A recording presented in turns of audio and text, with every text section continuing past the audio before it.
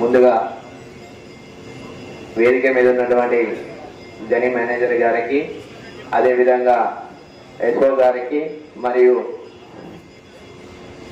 Doctor గారు కూడా ఇవాళ చీఫ్ గెస్ట్ గా రావడం జరిగింది. వారికి కూడా ఎస్ఆర్పి తరఫున ఆహ్వానం పలుకుతూ, అదేవిధంగా మైనింగ్ అధికారులకు మరియు వేదిక ముందున్నటువంటి నా తోటి సోదర కార్మికులను, బీసీ సంఘాలను, బీసీ సంఘం నాయకులకు ప్రతి ఒక్కరికి నా హృదయపూర్వక నమస్కారాలు తెలియజేస్తూ, ఈరోజు ఈ యొక్క కార్యక్రమం సింగరేణి వ్యాప్తంగా అధికారికంగా జరగడం అంటేది బీసీ సామాజిక ఏదైతే బడుగు బలహీన వర్గాలకి ఇది ఒక మంచి సూచన. ఎందుకనంటే ఇన్నాళ్ళు ఏదైతే పూర్వంలో మన జ్యోతిరావు పూలే గారు ఎన్నో అవస్థలు, ఎన్నో ఇబ్బందులకు గురి కావడం జరిగింది.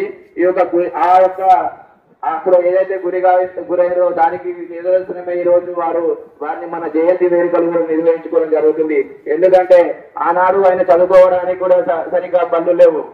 అప్పుడు చూసినట్టయితే అప్పుడు బళ్ళు లేవు, ఏం లేవు. చిన్న అనగారిన వర్గాలకి చదువుకుందామంటే ఆనాడు ఎలాంటి పాఠశాలల్లో అని పైన ఉన్నటువంటి ఉన్నత క్యాస్ట్ ఎవరైతే ఉంటారో వాళ్ళు ఇబ్బందులు పెట్టడం వల్ల ఈయన మెల్లిమెల్లిగా చదువుకుంటూ మహారాష్ట్రలోని పూణేలో జన్మించి రెండవ సంతానంగా ఉండి అప్పుడు ఈయన మెల్లమెల్లగా మరాఠీ నేర్చుకుంటూ, అదే విధంగా కొన్ని ఉన్నత వర్గాలు కూడా కొన్ని ఇబ్బందులు పెట్టడం వల్ల మధ్యలో చదువు ఆపడం మరియు కొన్ని రోజుల తర్వాత మళ్ళా చదువు మొదలుపెట్టి మొట్టమొదటి బాలికల పాఠశాల ఏర్పాటు చేయడం, ఆనాడు మొట్టమొదటి బాలికల పాఠశాల ఏర్పాటు చేసిన ఘనత మన జ్యోతిరావు పూలే గారి.